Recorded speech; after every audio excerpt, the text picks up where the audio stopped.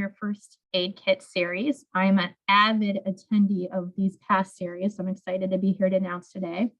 My name is Kelly Hendershot. I'm the Senior Director of Partnership Support at the Cancer Support Community. We are a global nonprofit network of 175 locations that include both Cancer Support Community and Gilda's Club partners, hospital and clinic partnerships, and we deliver more than $50 million in free support and navigation services to patients and families. We administer a toll-free helpline and produce an award-winning educational and digital resource series that reach more than 1 million people each year. We are also conducting cutting-edge research on the emotional, psychosocial, and financial journey of cancer patients and advocates at all levels of government for policies to help individuals whose lives have been disrupted by cancer. Our belief is that community is stronger than cancer. And that's what led us to create this workshop series for oncology professionals.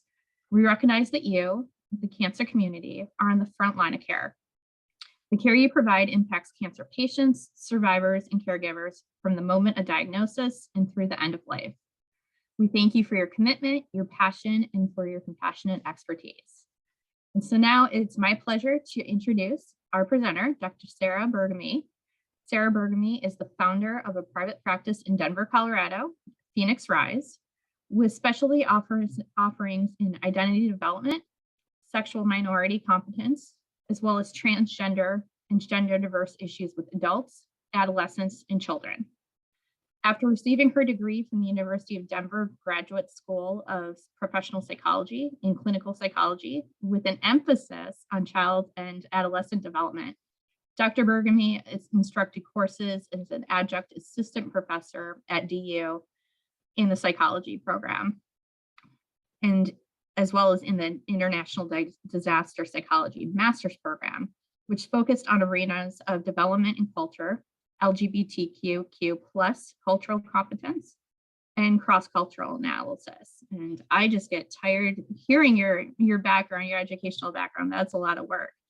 Dr. Burgamy has previously worked as a founding integrated psychologist in the True Center for Gender Diversity at Children's Hospital in Colorado from 2017 to 2020.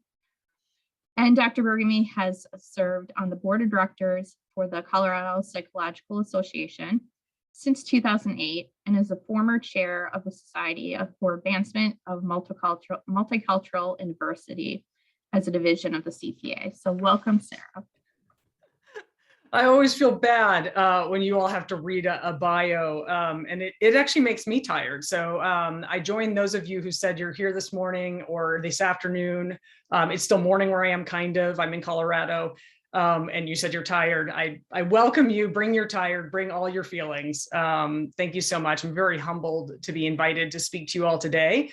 So yes, as I mentioned, I'm coming from Colorado. I'm from Denver, and it's a very snowy day here today. I'm looking out the window and I'm glad to be indoors where it's nice and warm. So a little bit about me. I'm a clinical psychologist. So you're going to get that there's a certain bent to the way I come at things. I come at them like a psychologist. Hopefully you'll find out I also come at them like a human, which is part of the reason why my title is so tongue-in-cheek.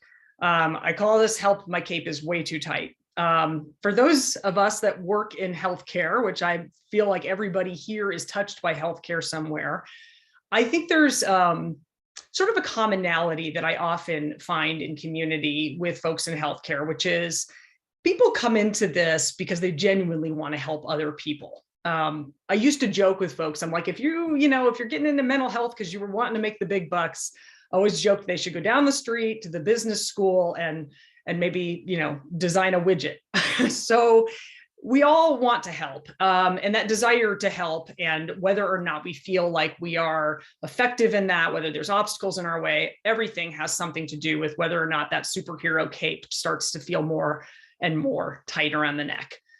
So specifically, I'm going to talk today about LGBTQ plus, and that's my way of saying this acronym goes on and on and on and on. So that plus sign is to incorporate more, but navigating these identities specifically in helping professions. So this is short and sweet, shortest slide I have. I don't have any kind of financial relationships or affiliations to disclose. I'm not related to pharmaceutical companies. I'm not plugging anything today. other than good old-fashioned behavioral science. So without further ado, learning objectives, the dry part.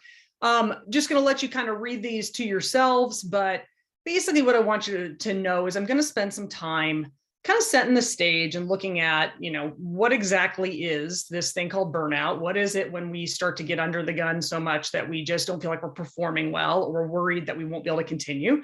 What exactly is LGBTQ plus? So like what's in there as far as identity factors? And then what can we really do to try to mitigate the kinds of things that are unique to these identity factors in healthcare settings to try to prevent things like burnout or people feeling the need to leave the field? But before that, I want to take a moment. I lament not being in front of people in an audience fashion, although I do like having my face naked so you can actually see me smile and talk. It's a little harder for me to talk through a mask into a microphone, but I will do it. But because I don't get to interact as readily with you today, I just want to start with an exercise. I would love for you just to include in the chat any brief notes on what stresses you out. Just starting there. And we've got our MCs that will share with me a little bit about what you share. So this can be just general sentiments. This could be pandemic related sentiments, but what stresses you out?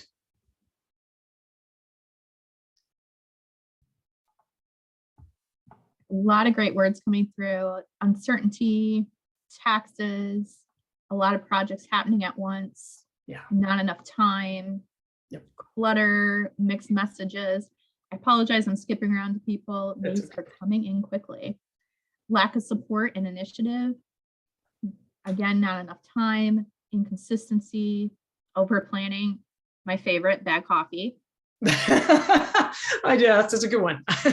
Work-life balance, mixed messages, compassion fatigue. Grad school and finances, high caseloads, multiple staff changes, lack of interpersonal interaction, disorganization, lack of resources for patients. Oh boy, Imbalance, managing kids, college, family. All the things. Yep. Okay. And they're still rolling in. So I'm gonna break from that and say, that's the amazing thing about this exercise. Nobody has any difficulty, right? No one has any difficulty coming up with what stresses you out. In fact, it's probably tip of tongue, top of mind. And it's only the tip of the iceberg of probably all the things that eventually add up to getting stressed. But I heard a lot of things that I'm going to be actually talking about today. But before I do, because I hit you with kind of the heavy note, like right out of the gate, I'd like to maybe do something on a little bit of a levity note for a second. So bear with me. We're going to go ahead and consult with an expert. I'm going to take myself out of share mode here for a second, zip us over to a different share, and let somebody educate us for just a second on the ways of how to manage some stress.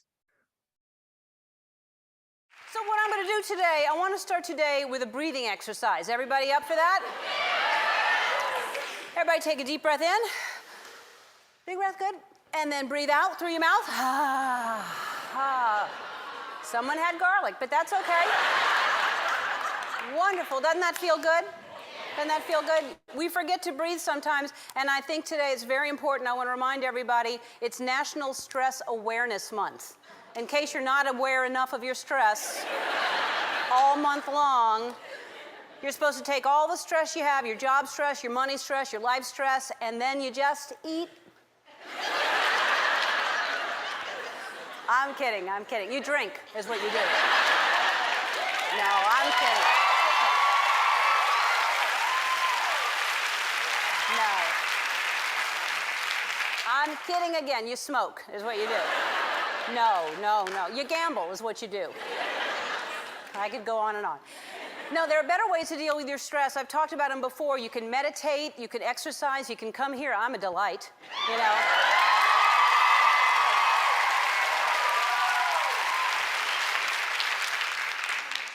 I just read a survey that said more than half of all Americans deal with stress by shopping. How many people do that? How many people say, yeah. The survey was right. That was about half of you. And you know, I think it's a good idea because you get to wander around a big mall and you let yourself get distracted by everything that's in there. And it's a good feeling to buy new things because when you look good, you feel good. And then you walk out of the mall and you're feeling all accomplished and triumphant until you realize where you parked your car. You have completely forgot where you parked your car, so you have to wander around until you find your car, and then you finally get your car and your kid is screaming, your feet hurt by that time, and then you finally find your car, but now you can't find your keys. So you're thinking maybe you threw them in the shopping bag. So then you bend down to dig through the shopping bag. That's when you get stabbed in your upper thigh region because your keys aren't in the shopping bag, they're in your pocket. So then you go to pick up the bag, which is now soaking wet at the bottom because you put it in a puddle. It's not even raining. You know what that is? It's soda because someone put a cup down next to your car, and when you bent down, you kicked it with your foot, and now there's soda all over. The new blouse that you just bought is in that bag, which has a stain all over it, and you want to go back and return it, but you don't have the receipt because guess where that is? You ate it. That's how hungry you were when you were shopping. To relieve your stress, you thought it was a piece of taffy that you found in your purse. You thought that would tie you over till dinner, but you're so high from all the perfume people that are spraying you as you're going through, so you just ate the receipt whole. You just swallowed it. So now you have a stomach ache and you have a bruised thigh and a dirty shirt, and you get home, you have to make dinner because it's taco night and ain't nobody else going to do it. So I can see why people shop to relieve stress, but if you ask me, I have a different method to deal with stress, and it is called dancing. So clearly, Ellen to the rescue. Yeah, if you need help, hold on, let me just get that to stop there for a second. If you need help, just take Ellen's advice. Go ahead and get your boogie on. I'm going to zip back out here and we're back in mode. So, lesson to be learned, solution to stress according to Ellen: don't eat receipts, they are not taffy. So I always like to start with just some common experiences, and not only that, but Ellen DeGeneres being a very prominent out lesbian identified person in society. I'm, obviously a little bit jovial there, but I like the fact that her humor. You look good. Oh, evidently, Yeah, I'm still fighting. on Ellen. Hold on 1 second. That's fine. Fighting old age. There we go, and we'll click out. It always has to be a tech mistake, or it's just not a presentation. So, Ellen's humor tends to be what I call that kind of universal type humor, where she takes common things that human beings do or experience and just basically points it out. And we all laugh because we go, yep, what time haven't I gone out somewhere and not been able to find my car? But in all earnest, let's get back here. Yeah, there we go. What is burnout? So about that time where you've set your bag in the soda puddle and eaten the receipt. Now, when you're in your job setting, I think there's a myriad of ways people obviously describe burnout. And I think anybody you would ask would feel like they have some sense of what the word means. But if you want to get academic about it, this is kind of what we come up with. One component, the one that we probably all could identify as readily as can be, which is emotional exhaustion. I don't feel like it needs a whole lot of extra elaboration. Most people are pretty aware of what emotional exhaustion is, what it feels like for them. Depersonalization, a little bit of a different one, a little more of a multisyllabic academic word, but technically talking about that distancing thing that we can sometimes do. Specifically interpersonal distancing, like putting space between ourselves and somebody else. So in a workplace setting, here's the funny thing to me about depersonalization: taking some kind of emotional space at times professionally can actually be incredibly effective for us. So if you think about, I'll volunteer. Probably one of the most common questions I ever received in my line of work is, Sarah, how do you not take home everybody's stress, worries, upsets, difficulties in life, traumas at the end of the day? Now, I'm sure if you all were in an audience and I said, who else here has that experience or has people that ask them, how do you not take home the heaviness?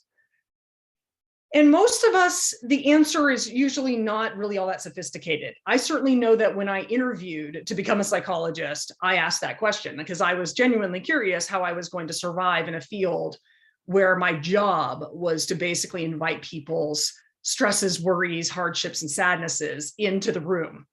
And the person sitting opposite me looked at me and said, well, you just do, meaning you just learn how. And I thought, well, that really wasn't very educational. And the funny thing is, that is kind of what the experience was. On some level, you learn to keep some kind of what I call appropriate distance. Now, this is talking about something a little bit different, because there's appropriate distance, which allows you to leave work at the end of the day and go attend to the business of living in your family life, in your life outside of work, going grocery shopping, considering things like taking the garbage out to be important when it's not a life or death matter.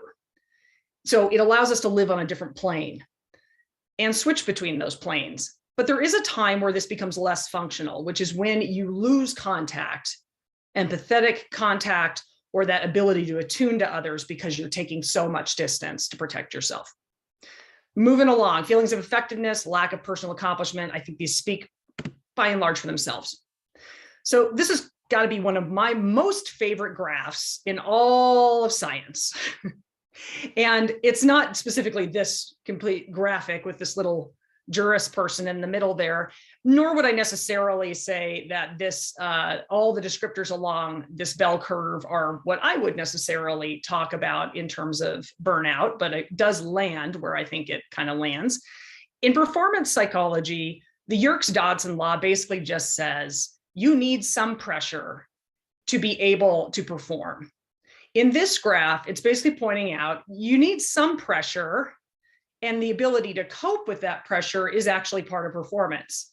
That I can be creative when there's pressure because I have to figure out how to handle the situation, that I can get to a place of optimum performance where I'm really all pistons are firing. If I don't have enough pressure, I get bored or rust out. I might get frustrated. I might get just kind of like, just can't be bothered. Doesn't keep my attention. Most of us are not living on that side of the bell curve. We're living on the side where we pass over the top and we start heading down the other side, which is where we start to see our performance deteriorate.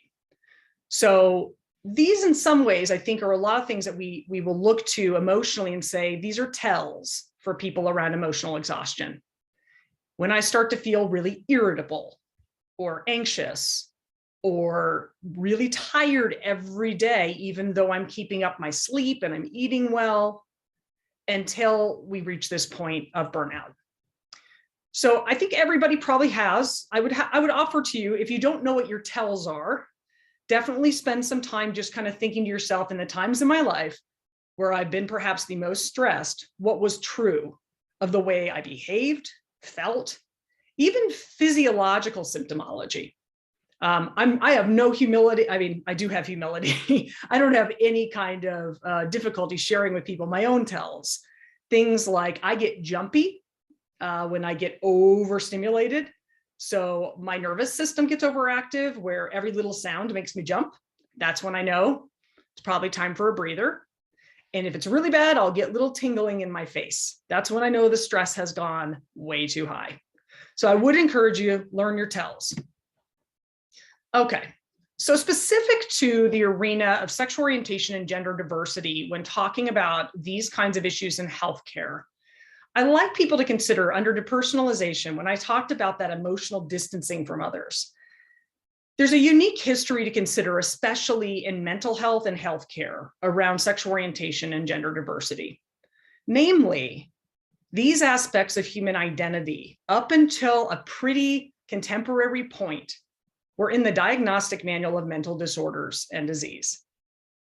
So I'm just going to let that settle for a second. Homosexuality specifically was named in the DSM, and then they moved it to something called ego-dystonic homosexuality, which basically means if you don't like being gay, then you can have this disorder, which says you're distressed, and the solution at the time was to treat you out of your sexual orientation or make you straight.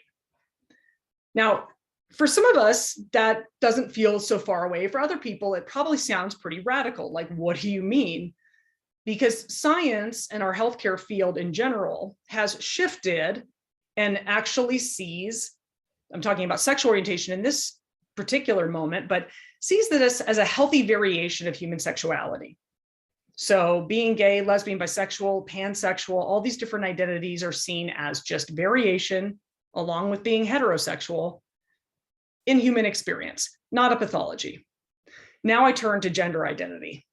So for folks for whom their gender as assigned when they were born isn't the gender they feel that they authentically are, this too was called gender identity disorder up until the last iteration of the DSM-5. And we're still waiting for our ICD, our International Classification of Diseases diagnostic manual to launch the next version here in the States. It does exist, where we get away from calling this an identity disorder and we call it gender dysphoria or gender-related distress. In other words, the pathology is not you, your identity, but we treat the distress you experience. But I want to just pause there. So the consideration here is that distancing thing about whether or not I should be close, open, and vulnerable with you might have a very unique piece here, specifically for LGBTQ people in healthcare specifically. So really in the heart of our work sector, and then more broadly, just in the experience, especially in this culture, in this country, of having been oppressed, having not been seen fully, and not having a full barrage of civil rights. So there's, again, a functional piece. I might emotionally distance to keep myself safe, but there is a cost. Okay. You're going to notice I like to inject humor into things that are heavy topics. So feelings of ineffectiveness or a lack of personal accomplishment. Just another component, just spilling water over here, just another component of burnout. And it makes sense. If I'm already feeling emotionally exhausted and I'm feeling like I can't connect to other people, and then I just don't feel like I can do my job well, or I don't feel like I'm getting anywhere. Well, I don't know about you, but that sounds like a recipe for burnout to me. And a lot of you probably could apply this pretty readily to other things in life. What comes to mind for me is parenting. Emotionally exhausted, distancing. I just want to go take that bath and get away from everybody. I don't always feel like I'm very effective. Do I even know what I'm doing? Who trusts me with this young person? And how do I feel accomplishment? Well, frankly, folks, I will say this as a psychologist specifically who works with kiddos all the way through adults. If they're getting along and you're getting them off to school okay, and they're basically dressed and somewhat showered, we're probably in good shape. Okay, so just for the sake of clarity, I can't ever give a talk and not do at least some definitional components. One of the trickiest things about doing any kind of speaking in LGBTQ land, or what I call the alphabet soup of sexual orientation and gender diversity, is there are too many letters and there's too much confusion. So if any of you out there have ever felt like, all those letters put together, I don't even know what we're talking about anymore. Maybe I was oriented back when we just said GLB or GLBT or LGBT. I'm not sure. A lot of people are like, why did the L and the G do a do-si-do? Why are they changing positions? Most acronyms don't do that. But once we start adding more letters, where are we? What's happening? It's beyond the scope of what I'm going to present today to go into definitions of all the different kinds of identity terminology that exists. However, what I will say is that acronym, unfortunately, is made up of different components of human identity. They're not all the same category. One part of this category is sexual orientation. Examples: gay, lesbian, bisexual, pansexual. And by the way, anything that I throw out during the presentation, if you have a question and you want to ask it during Q&A, and it's about the identity terms I don't cover, I am more than happy to address any of that or answer any questions. But very specifically, just as it applies to anybody, sexual orientation is attraction. It's emotional, romantic, or sexual attraction to another person. Pretty plain and simple. It's something we figure out over time. It relates to desires and fantasies. And the graphic that you have here is also pointing out the fact that not only is there sexual orientation, but people now really are also identifying romantic orientation as being possibly separate. So especially with younger generations, you may hear folks talk about being possibly, bisexual, but pan-romantic. And what they're letting you know is, I'm attracted to people of two genders. This kind of works in a binary system of gender. I'm attracted to women and men. And by the way, I have romantic feelings at times for any gender. Pan-romantic. If you're getting confused and you're like, what is she talking about? Bear with me. But what I wanted to basically express is we're going to be talking about this is a very broad group of people. So a lot of what I'm going to be discussing is going to be about the common factors of these different identities.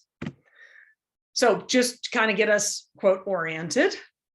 On a spectrum, we talk about sexual orientation in terms of attraction to different genders or sex only. Generally, people think of this as heterosexual orientations, kind of more towards our journey through the middle, different, similar, and or many genders or sexes. So we're really opening it up. The attraction may be to, said differently, people versus their gender per se. In other words, people's gender always matters in attraction, and whether or not we find people interesting or we're interested in dating or getting to know someone better, but it may not be the exclusive detail under which we decide who we're going to be attracted to. And then same gender or same sex attractions only. So gay, lesbian would be examples of that. So little reminder, you should always recall that sexual orientation identity is how we label ourselves. It's not up for grabs.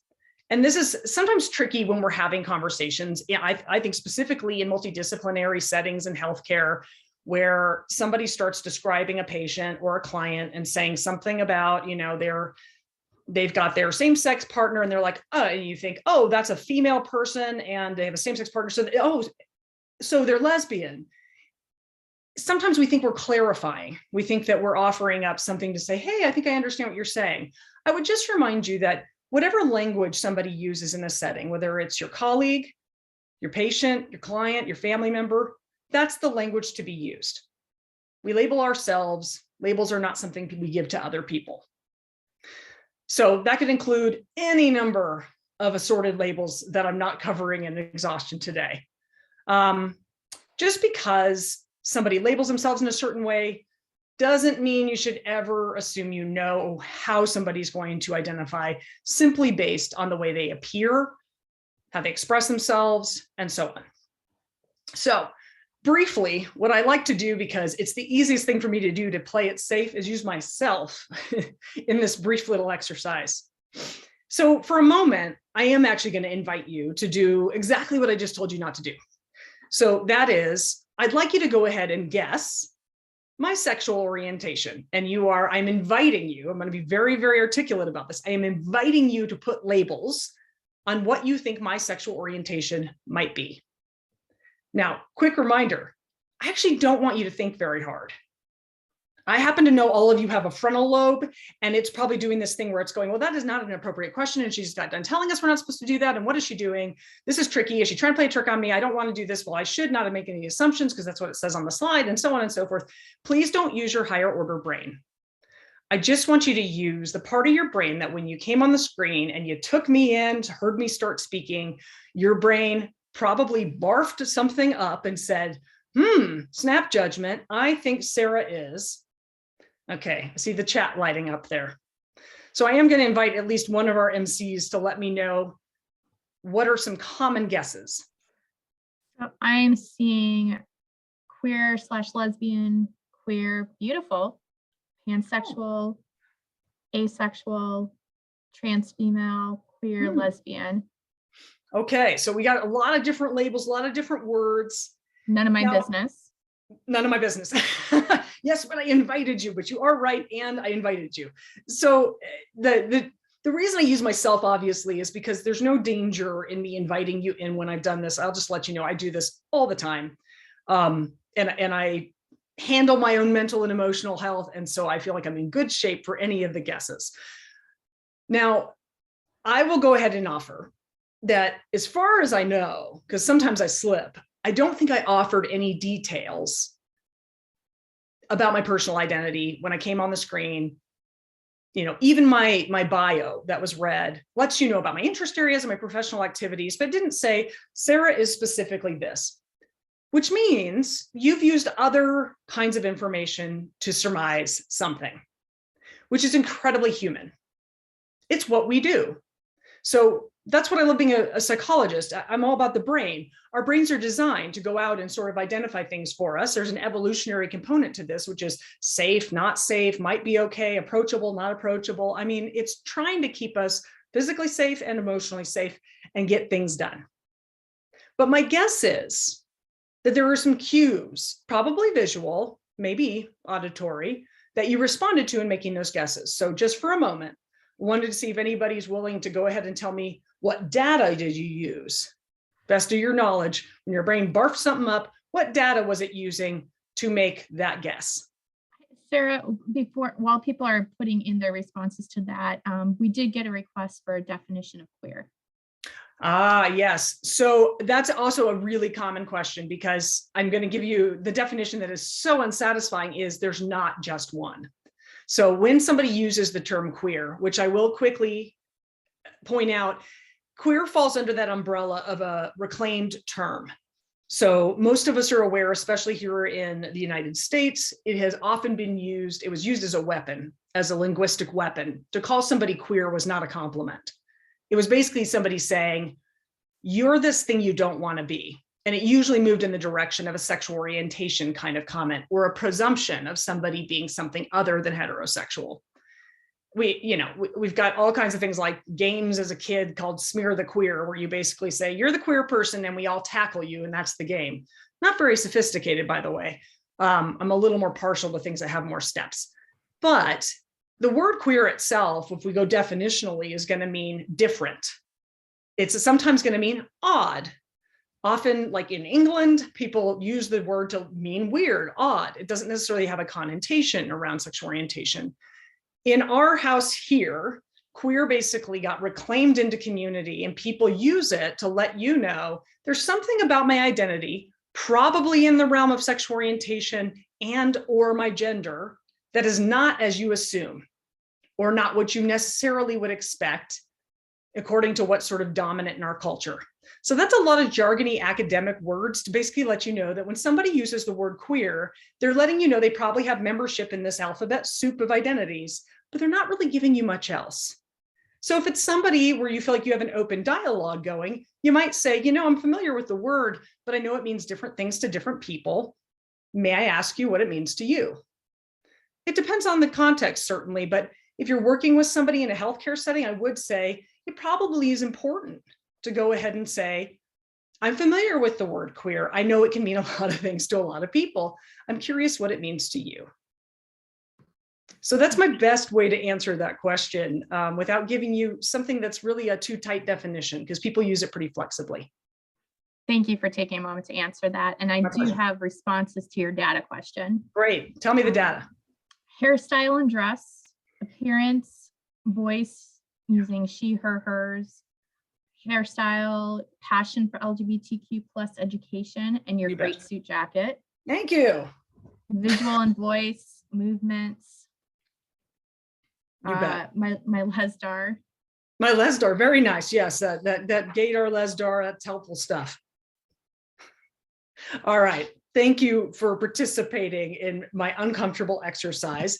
I am going to kind of go ahead and let you know who guessed correctly and why, but very briefly. So here's some terms that I kind of referred to. I do like to make mention, we don't use the term homosexual as an identity term much anymore. Now that means that somebody might use it for themselves, in which case that is their label, but it tended to be an academic term. And I know people get confused because they're like, well, there's heterosexual.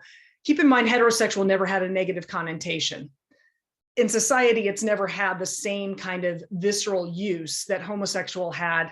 We used that when we coded, as I mentioned, homosexuality as disorder back in early DSM days. So we stay away from that in general. I certainly, if you are not somebody who is self-identifying, I would stay away from using that term as an identifier. Okay, so what did you all use to figure out my sexual orientation? Which, by the way, anybody that guessed lesbian, queer in that vein, you're absolutely correct. Bing, bing, bing, big winners. And if I had candy, I'd throw it out to you. Here's the thing. All the stuff that you named, right? Now, hairstyle is probably one of the number one pieces of feedback I get. And often, people go, well, yeah, you showed me that clip of Ellen and you all not so dissimilar on that hairstyle. Not so dissimilar necessarily in the fashion style either. My tone of voice, people basically will say, okay, Sarah, you don't present as like really uber feminine, not in a stereotypic fashion. So that's partially what we're going on. which is going to lead me to talk to you more about gender. So it's my segue, because a lot of you used my gender expression, what I perform outward that shows up as a masculine or feminine or androgynous kind of performance to you, which performance is not meant to say fake. It's just what I give you, vocal intonation, my pitch, the cadence of my speech, my movements. If I were in person, you'd be guessing even more of the same thing, because then you'd see my pants, my shoes, and everything else that says androgynous to masculine gender expression and fashion. And what we typically have done with that is said gender expression gives us hints at sexual orientation. And the problem here is sometimes it's right. Bing, bing, bing, you guessed it right with me, which, by the way, gave your brain a little dopamine hit. I don't even have to give you candy. You reinforced yourself. And whether you like it or not, you're more likely to use that little technique again, whether it's accurate or not. And the people you won't see will be people that are gender conforming, gay or queer people, because you can't use gender conforming gender expression to predict someone's sexual orientation the way you did with me. And you could have been wrong with me. It just so happened you weren't. So I reinforce your stereotype, which is problematic actually for other people, but it happens to be an authentic presentation of self for me. So that's why we have a higher order brain that lets us do more than just make assumptions. So shifting, I've got a slide up here that's talking about gender identity. I'm going to tie this together for you because sexual orientation and gender, they are not the same thing, right? So gender identity, being transgender, being agender, non-binary gender, androgynous, trans woman, trans man. There's lots of gender terminology and it's growing all the time. And probably by the time I finish this presentation, there'll be 3 more terms I don't know. But gender identity is an internal sense of self. It's deeply held, the same as you have a gender identity or anyone else. No matter what it is, we all have one. We have an internal sense of self that's in some sort of gendered way. So it may or may not, however, correspond or be the same as our sex assigned at birth. So people often think of this as the sex you were born as. You're going to notice my language in this is assigned at birth. And the reason is that we have bodies and they have certain codes, whether that's chromosomes, that's genitalia, that's the way, our body is shaped and shows up in the world. And then we have a linguistic label that we use to call that something. And it has a function, especially in healthcare. So being able to say somebody has a female physiology or chromosomal pattern, a male chromosomal pattern, what hormones are in the body, especially in the realm of cancer care. This is a huge component, but in lots of parts of healthcare. But gender identity is a psychological sense of self. It's how we really experience ourselves. It's not just the coding on our bodies. So it may or may not align. Furthermore, the way that we express that gender and show it to other people may or may not also be in congruence the way other people would expect. So before I kind of talked a lot more about sort of the letters in the alphabet soup, I like to remind folks, everybody gets a label.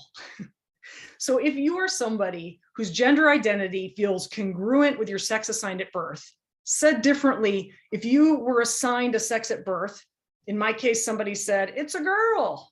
Wait a minute. I was assigned a gender at birth based on my sex. That's basically how we do things. So functionally speaking, and I'm a huge functional thinker, we assign a sex at birth to children. In fact, we assign it in utero. And then we assume they're going to be of a certain gender and we kind of move on. And if that all works nicely and you feel good, that works for you, you are a cisgender person, CIS, meaning same side. So for my Latin buffs, that's my understanding of that root word. Said very simplistically, sex and gender are not the same thing. So this is a very quick reminder also that if you work in a setting where you're often tracking somebody's sex and or gender, make sure you're specific. What I mean by that is if you say gender, do not list sex terms afterward. Being female or male or intersex are not gender identities, they are sex identities. So easy solution, ask for somebody's sex. I like to put a little blank line so they can tell me themselves. And then their gender is also listed with a blank line so they can tell me themselves. I will tell you, cisgender folks that are not expecting to see these things separated because they're used to them being the same might write things like same. Very easy to figure out. They might even write a little question mark like, why are you asking me twice? But I can tell you this much, it won't matter. The impact on the cisgender person is not going to be overtly negative to the point it causes distress. There might be a little confusion, probably nothing more. For the person for whom this is important, it will mean the world and it will let them know that you're paying attention. I would offer any of you who happen to have a diverse gender identity, you probably know the times you've walked into different work settings and it has been asked of you on a personnel form or something else that's confidential, that you've been asked for your sex and your gender separately from one another, usually because we have to keep a personnel file that has something about your health history, and that's the only reason we might be interested in your sex assigned at birth. I would encourage you all to also think functionally about why do we need this information? So there are three pieces to gender. We have gender, the social category.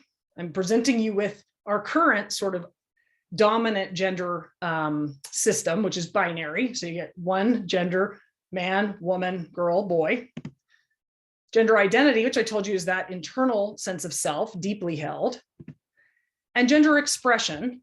So for illustration purposes, I'm showing you the same individual with lots of different gender expressions going on, just from the standpoint of hairstyle, fashion, even the way the body is postured.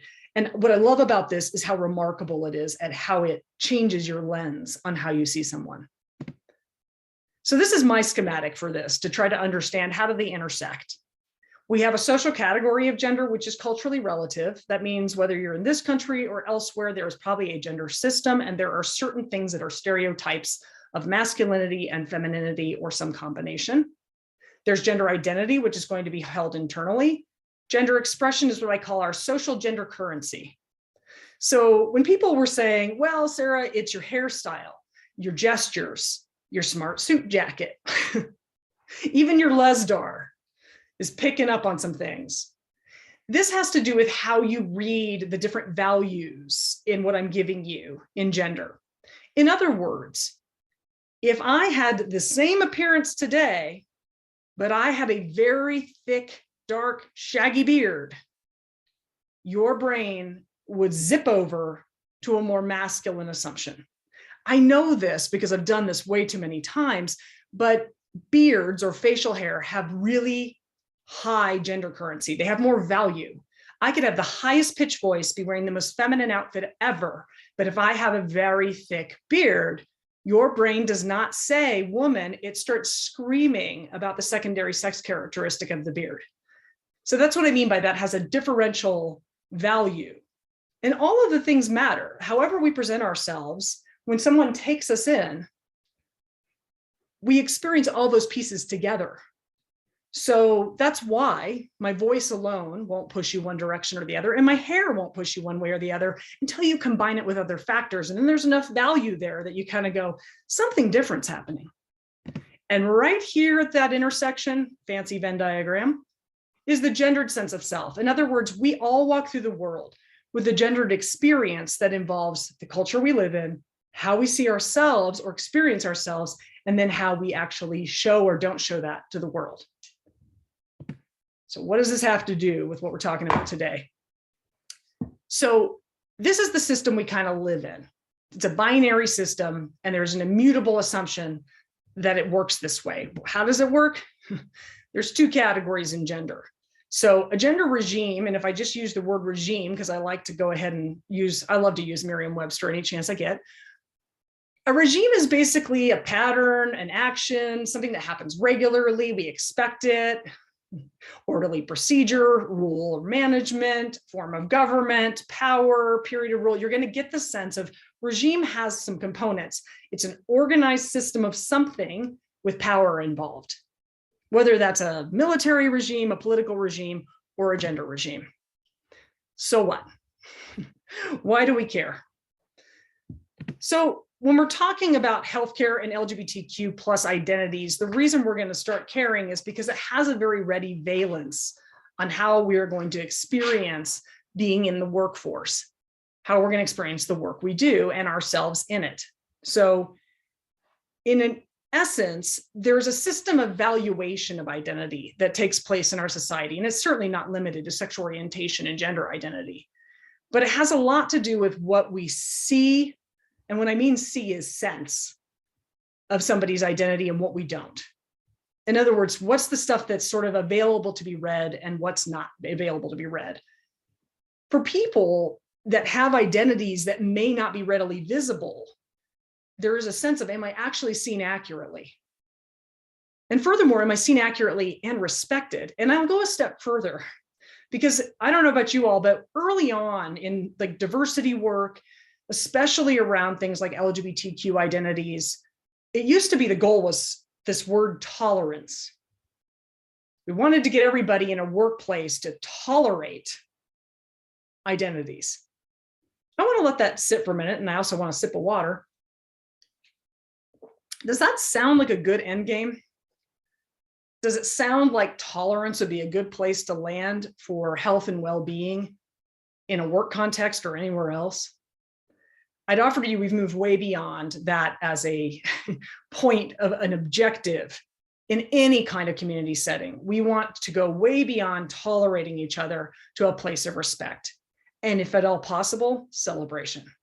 If you want to talk about mitigators for burnout or stress, feeling celebrated will certainly go a long way. So this all bears into concealment, which is another aspect that comes out of the literature when talking about sexual orientation and gender identity, specifically in helping professions. How do I or don't I show you who I am? And that's probably going to come along the lines of whether or not I feel like I'm in an environment where that's something I can do, should do, or want to do.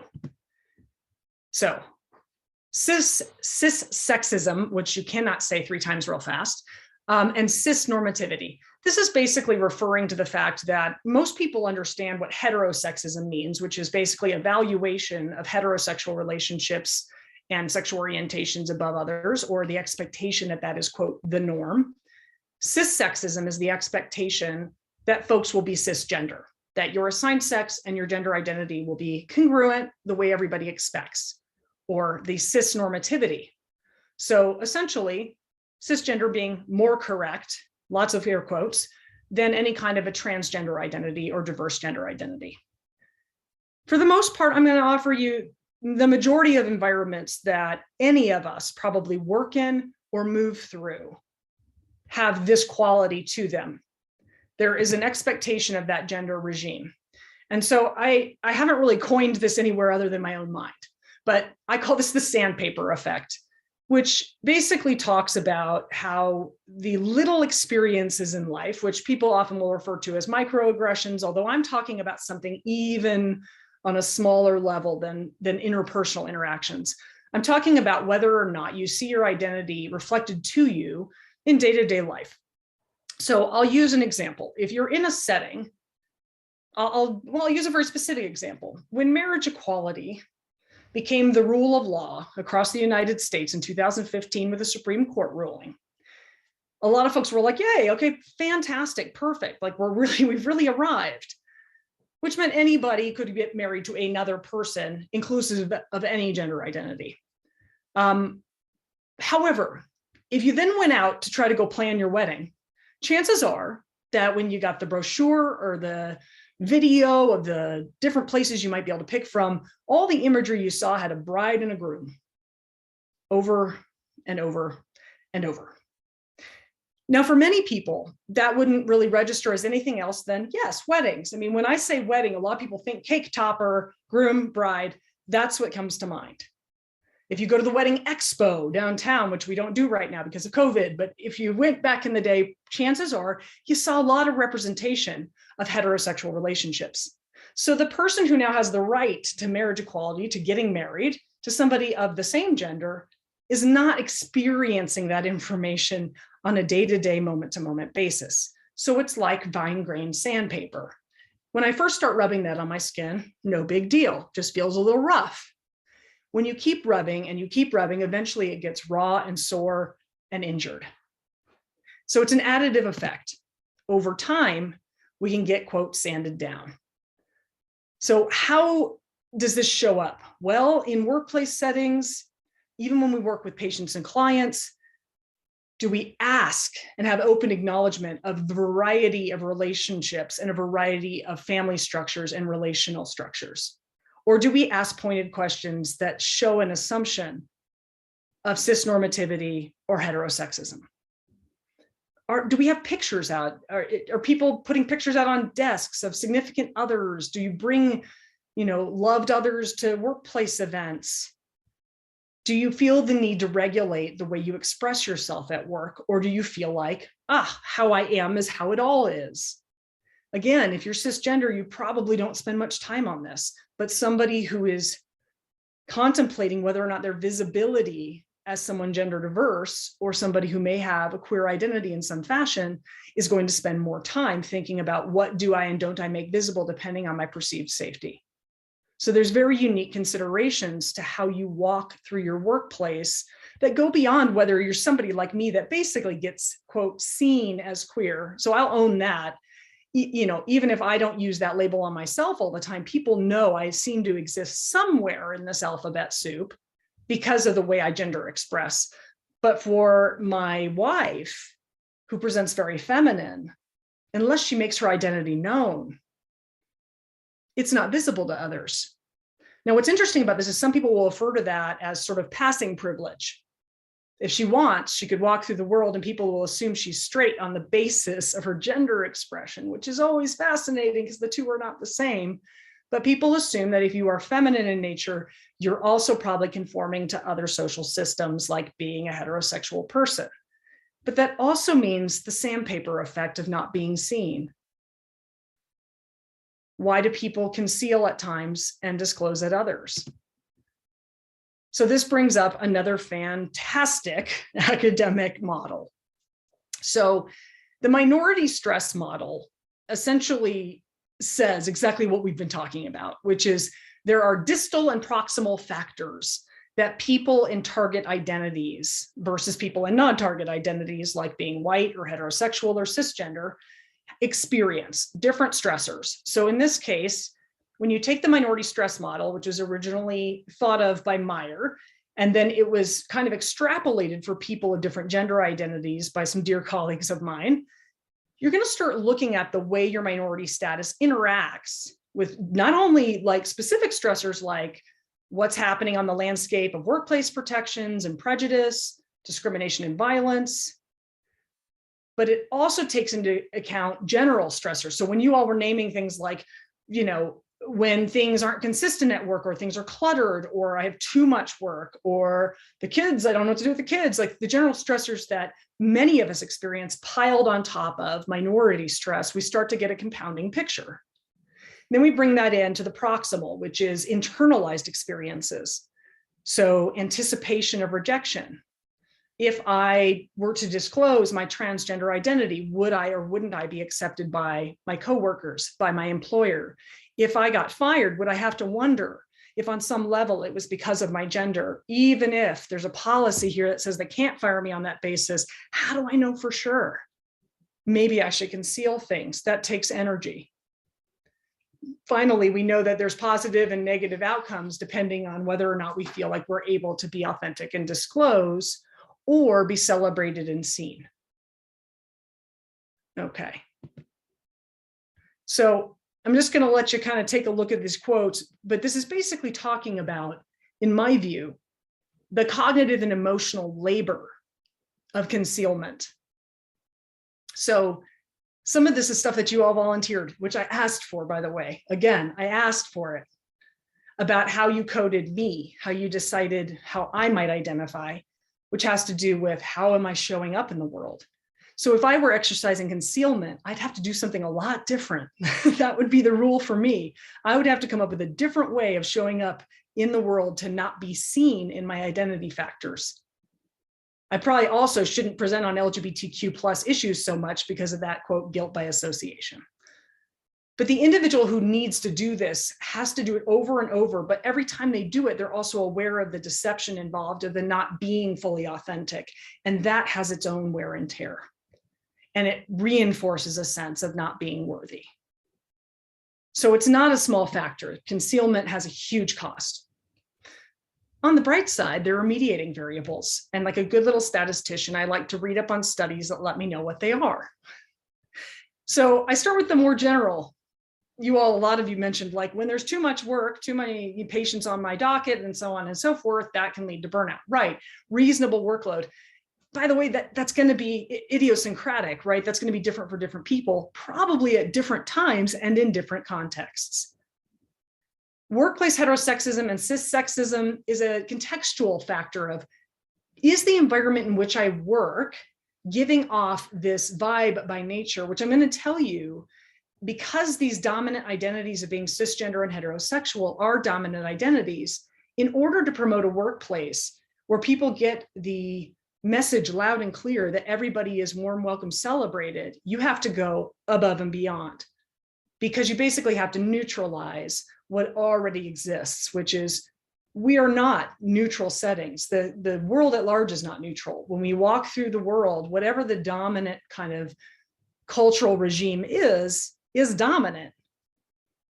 So I walk through the world and I pay attention to things like bathrooms. Why is Sarah talking about bathrooms all of a sudden in the middle of a talk about work burnout? I'm talking about bathrooms because it's another piece of cognitive load for folks, especially when their gender expression and or gender identity don't fit nicely into these little man-woman gender conforming boxes. The experience of using a restroom can be highly uncomfortable. If you are somebody who walks into a restroom and people give you the up, down, and then sometimes say, hey, I think you're in the wrong place, it introduces a piece of stress that somebody who's gender conforming never thinks about. So as much as I would like worldwide to just go on a whole tear of designing new bathrooms where everybody can use a single toilet, a sink, and a locking door, because frankly, I'm going to guess most of you on this call would like that also. I don't really like to share my social time in the restroom. I really like to be by myself. And the only exception to this seem to be teenagers who like to get together at the restroom at school because it's the only area where there aren't adults. Other than that, most of us like privacy, but this is an example of that cognitive load that can come with just having a setting where it's not being addressed that we may have diversity of sexual orientation and gender. Whether or not I am concealing my identity is going to also factor into whether or not I'm heading towards burnout, because it's another introduction of minority stress. And finally, social support, workplace support, some kind of community level support. Here's the good news. Always like there to be some good news. In one study that I was looking into, specifically it's around sexual orientation, but I think easy to extrapolate to gender identity. Workplace support fully mediated the relationship between workplace heterosexism and burnout. In other words, just because there may be this kind of like we're all swimming in the water of dominant identities, what I said earlier is if you go above and beyond to indicate support, celebration, inclusivity, it can wipe out the relationship between the heterosexism and burnout, period. Just wipe it out. I don't know about you, but in statistics, it's rare, really rare that something fully mediates another variable. So wanted to highlight that. It's a big one. However, workplace support does little to negate ill effects. If you don't have support, it does little to take care of those effects of the cost of concealment. And in order to get the support you need, you might need to disclose. So you could be in a catch-22. So again, this is where I'm going to really emphasize that what's going to make a huge difference specifically when we're talking about sexual orientation diversity and gender diversity is going to be systemic community-based support and top-down support, administration and supervisors. It has to come from the top, and then it has to come to every level. So what must we do? I'm going to offer to you, I think workplace and structural support are a necessity. It's just not an option to say we're friendly. And people are like, what do you mean? It's good to be friendly. I'm like, it is good to be friendly. It's just not good enough. So we used to say things like, I'm LGBTQ friendly. And I'm like, well, that's nice. That to me tells you, you might smile and nod your head, but how do I know that who I am is really fully invited into the setting? And that I'm seen as a completely valid, completely worthy human being. That means that you have to have a level of cultural competence and awareness throughout your organization. So, most of us, I'm just going to tell you, most of us in the world, we're good people. I run into very few, like truly just bad people. Very few. I really believe most people are good. And most of us really want to be liked. And most of us really want to do good. And especially us in healthcare, what are we doing here if not trying to do good? But we also have this edict of not doing harm. And if we're aware, once we're aware that doing nothing could be harmful, we must do something different. So, last point I want to make is just intersectional awareness of identity is absolutely imperative. So all the pieces we're talking about, I'm talking about sexual orientation and gender identity, but keep in mind that these things don't exist in a vacuum. We are intersectional human beings with other identity factors like race, ethnicity, our age and generation, our socioeconomic status, our ability status, whether we are somebody who has neurodivergent abilities. I mean, it goes on and on and on. It just so happens anything that could get targeted is going to benefit from more support. Because I'm speaking specifically to you about LGBTQ identities, I'm going to say there's going to be some aspects here that may be somewhat unique, but probably are shared with some other identity factors. Things like just the opportunity to be oneself and be visible in all aspects of your identity while feeling like that is completely invited. There are other aspects of human identity where that is also the case, that people may feel far more valued if they can be visible and feel like that will be not just fine, but really great. An ability to be able to debrief.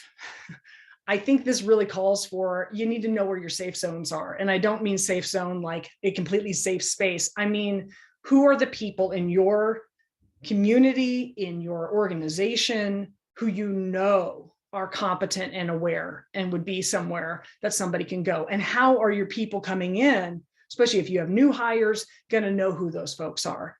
So there are out there visible symbols of safe zones. Usually they look like triangles with rainbows and things of that nature, but something that cues somebody to say, you can come here. But if you hang that shingle, I will tell you, you must be able to back it up. So the competency piece is key. And finally, we got to tend to our bare basics. We got to do the things everybody must do. We need to sleep and eat well and make sure we're seeking connections. But in these identity factors, it may be that our connections also need to be collegial, and our friends, partners, spouses, family. Chosen family has often been a unique aspect of queer culture, which is if I have a family that has actually rejected who I am on the basis of my identity as somebody who has a sexual orientation diverse or gender diverse identity, then maybe I've basically selected people to fill those roles in my life. That's something that generationally was incredibly common, but still prevalent today. I'm not going to spend too much time. I just wanted to let you all know there are some guidelines out there from the American Psych Association about practice and research training and consulting. What I like about it, this came from a presentation I did some years ago at a multicultural summit, but it basically is the case for cultural competence. It basically is letting us know that if we don't engage in really learning how to be with one another as intersectional human beings, then our health disparities are only going to grow out of control.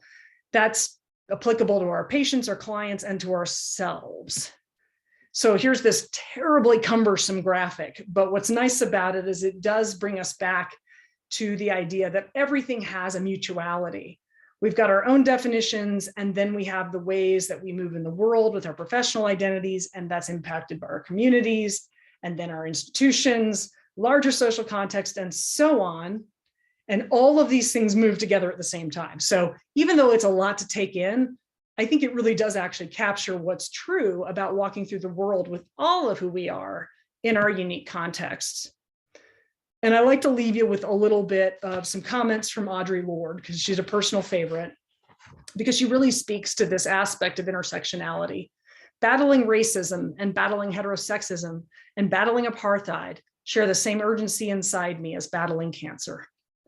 None of these struggles are ever easy, and even the smallest victory is never to be taken for granted.